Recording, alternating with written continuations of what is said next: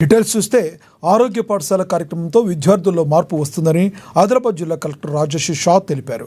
శనివారం జడ్పీహెచ్ఎస్ అంకోలి పాఠశాలలో ఏర్పాటు చేసిన ఆరోగ్య పాఠశాల కార్యక్రమంలో ఆయన ముఖ్య అతిథిగా పాల్గొన్నారు.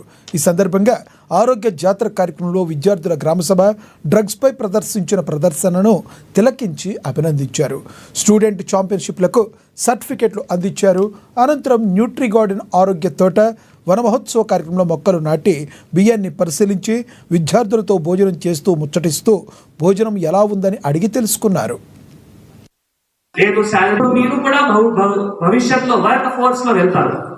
మీరు హైయర్ స్టడీస్ కంప్లీట్ చేసిన తర్వాత ఏమైనా ఉద్యోగం కానీ ఉపాధి కానీ మీరు వెళ్ళిన తర్వాత మీరు కూడా ఆదాయం సంపాదిస్తారు, లేదు శాలరీ తీసుకుంటారు. అవి అన్ని కూడా మంచి పర్ఫార్మ్ చేయాలి అంటే ఆరోగ్యం చాలా ఇంపార్టెంట్ ఉంది.